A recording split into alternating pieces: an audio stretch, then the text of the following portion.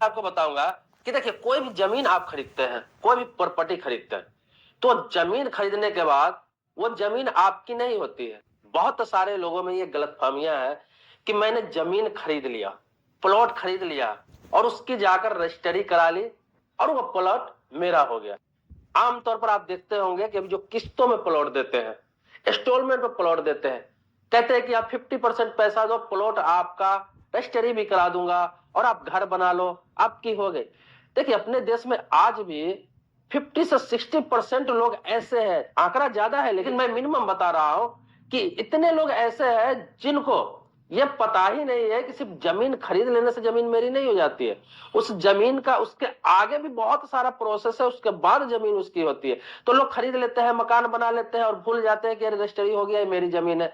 अब होता क्या है कि बहुत सालों बाद उस पर बुलडोजर चल जाता है या फिर किसी प्रकार की प्रॉब्लम आती है या फिर जो बिल्डर प्लॉटिंग करता है वो दिक्कत कर देता है।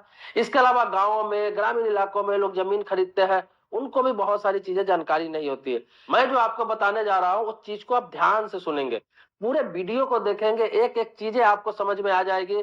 आप कभी जमीन खरीदने जाएंगे, बेचने जाएंगे तो इस मामले में आप धोखा नहीं खाएंगे। देखिए, कोई भी जमीन प्रॉपर्टी को जब आप खरीदने जाते हैं तो उसकी आप रजिस्ट्री कराते हैं। कहाँ? रजिस्टर ऑफिस में।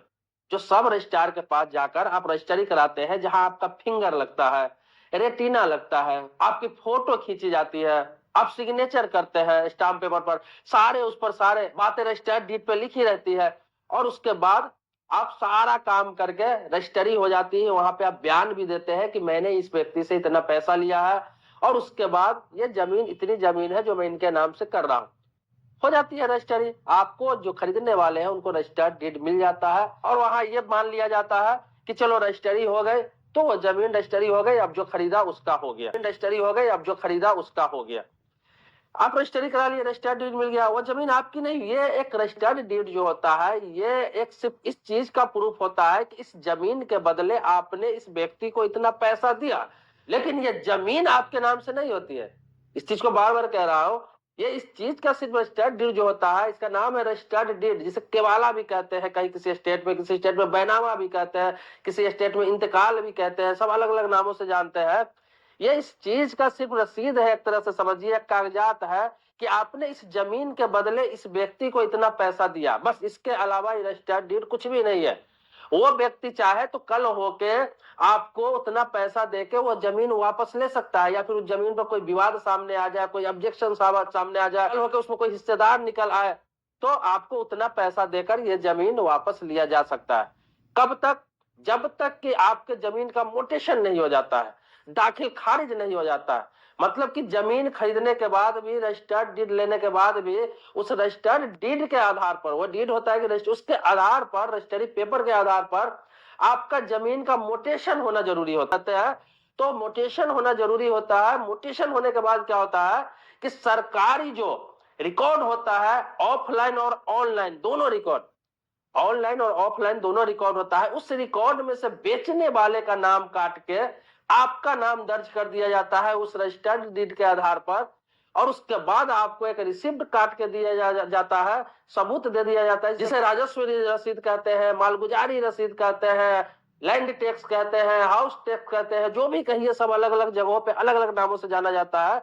तो जब दाखिल खारिज होकर आपके नाम से कट के मिल जाता है और वो ऑनलाइन ऑफलाइन दोनों पे चढ़ जाता है, तब जाके उस दिन से आपका उस जमीन पे मालिकाना हक होता है। अन्यथा आप जमीन खरीद के उस पर कब्जा भी कर सकते हैं, बना भी सकते हैं, लेकिन मोटेशन दाखिल खारिज होके अगर हाउस टैक्स या होम टैक्स, लैंड टैक्स, मालगुजारी रसीद या फिर राजस्व रसीद जो भी हो, जैसे जगह पे आप रहते हैं, जिस नाम से जानते हैं, अगर वो आपके पास नहीं होता है, नहीं चढ़ता है, तो फिर समझिए कि वो जमीन तो आपने खरीद लिया, बना लिया, कोई ऑब्जेक्शन भी नहीं हुआ। लेकिन अगर 10 साल, 20 साल, 25 साल, 30 साल, 50 साल हो गया, हो सकता है कल होके उसके बच्चे, बेचने वाले के, उसके पीढ़ी जो होगा, वो ऑब्जेक्शन कर सकता है। क्यों? क्योंकि ऑन रिकॉर्ड तो उसी के बाप दादा के नाम से वो जमीन रहेगी, आपने तो सिर्फ रजिस्टर ही कराया, और वो जमीन को आपको छोड़ना पड़ सकता है। इसीलिए दोस्तों, मैं आपको बार बार जमीन से संबंधित, प्रॉपर्टी से संबंधित हर चीजें बताता रहता हूं। मैं बता रहा हूं कि कोई भी प्रॉपर्टी आप खरीदते हैं, तत्काल प्रभाव से रजिस्ट्री हुआ और उसको दाखिल खारिज के प्रोसेस में आप लगा दे, मोटिशन के प्रोसेस में लगा दे, मोटिशन करके अपने नाम से करा ले ऑन रिकॉर्ड। नाम से जब तक दाखिल खारिज मोटिशन नहीं होता है, वो प्रॉपर्टी आपके नाम से ट्रांसफर नहीं होता है। और जब तक ट्रांसफर नहीं होगा, वो आपकी जमीन ऑन रिकॉर्ड सरकार के खतियान में, सरकार के रिकॉर्ड में नहीं माना जाएगा। और आपको ये भी बता दूं कि ये सारे चीजें अब हर जगह, देश में हर स्टेट में, लगभग हर स्टेट में ऑनलाइन प्रोसेस हो चुका है। ऑनलाइन आप अप्लाई करते हैं, ये नहीं कि ऑनलाइन अप्लाई कर दिए आपका मोटिशन हो गया, दाखिल खारिज हो गया, ये भी नहीं होता। बहुत सारे लोग ऐसे कहते हैं कि मैंने ऑनलाइन प्रोसेस कर दिया, ऑनलाइन अप्लाई कर दिया, मुझे 2 महीने हो गए, 4 महीने हो गए, 6 महीने हो गए, आज तक मोटिशन नहीं हुआ, दाखिल खारिज नहीं हुआ। नहीं होगा भाई। ये प्रोसेस ऑनलाइन इसलिए बनाया गया कि ऑनलाइन उस चीज को देख सकते हैं, ऑनलाइन प्रोसेस कर सकते हैं। लेकिन ऑनलाइन का भी एक नियम है, कायदा है कि आपको क्या करना है। जैसे आपने रजिस्ट्री कराया, ऑनलाइन आप क्या करेंगे, उस रजिस्ट्री डीड के आधार पर ऑनलाइन क्या करेंगे आप कि मोटेशन के लिए, दाखिल खारिज के लिए आप अप्लाई कर देंगे। अब अप्लाई करने के बाद जो रजिस्टर्ड डीड आपके पास है, उस डीड का आप क्या करेंगे, फोटो कॉपी करा लेंगे।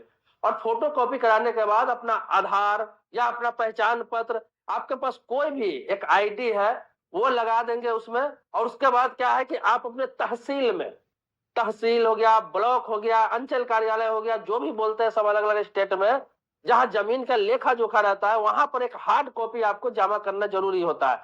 उसका जीरोक्स कॉपी करके आईडी लगाकर वहां पे आपको जमा करना होता है एक आवेदन के साथ में। तब जाके वो प्रोसेस में जाता है और आपका दाखिल खारिज जल्दी से जल्दी हो जाता है 1 महीने के अंदर में। लेकिन जब तक हार्ड कॉपी आप जमा वहां पर नहीं करते हैं, फोटो कॉपी जाकर जमा नहीं करते हैं, तब तक वो ऑनलाइन आपका प्रोसेस में रहता है। मतलब वो आपका प्रक्रिया में चला गया, लेकिन मोटेशन या दाखिल खारिज वहां से प्रोसेस नहीं किया जाता है जब तक कि आप खुद से जाकर वहां पर ऑफलाइन उस डॉक्यूमेंट को जमा नहीं कर दे। तो यह भी ध्यान रखें कि जल्दी आपको मोटेशन कराना है, जल्दी दाखिल खारिज कराना है, तो आप अपने तहसील में, अंचल कार्यालय में जाकर उसका एक हार्ड कॉपी जमा कर दे। या फिर आप वहां नहीं जाने चाहते हैं, तो हर जगह पटवारी होता है जो जमीन का मालगुजारी रसीद काटता है, टैक्स रसीद काटता है, आपको जो राजस्व रसीद काटता है, उसके पास आपको जाना है। पटवारी, ये आपको जैसे कि आपको यूपी हो गया, उत्तराखंड हो गया, इन सभी जगहों पर और भी स्टेट में पटवारी नाम से जानते हैं। और बहुत जगह जैसे बिहार हो गया, झारखंड हो गया, वहां राजस्व कर्मचारी के नाम से जानते हैं उन्हें। तो उनके पास जाना है, उनके पास भी आप ये हार्ड कॉपी जमा कर सकते हैं और उनको कह सकते हैं, आवेदन जमा कर सकते हैं। तो वो क्या है कि वो भी इस काम को आपको करा देंगे। अगर वो नहीं कराएंगे तो वो आपको बता देंगे कि किस ऑफिस में जमा करना है, कहाँ करना है। और आपको बहुत जल्दी 1 महीने के अंदर में आपका दाखिल खारिज मोटेशन होके, और वो पटवारी ही आपको रसीद काट के दे देगा, क्योंकि अधिकार उसी का होता है। या फिर जो भी रसीद होता है जिस प्रकार का, और टैक्स का आपको रसीद काट के दे देगा। उसके बाद आप निश्चिंत हो जाते हैं। उसके बाद आप 2 साल, 4 साल, 5 साल, 10 साल, या फिर कभी भी आप रसीद दोबारा ना भी कटाते हैं, तो भले ही वहां पर टैक्स आपका जमा रहेगा कि इतना आपका जमा करना है, इतना जमा करना है, 5-5 साल, 10-10 साल पर भी आप रसीद कटा सकते हैं, कोई दिक्कत नहीं है। लेकिन ऑन रिकॉर्ड वो प्रॉपर्टी आपके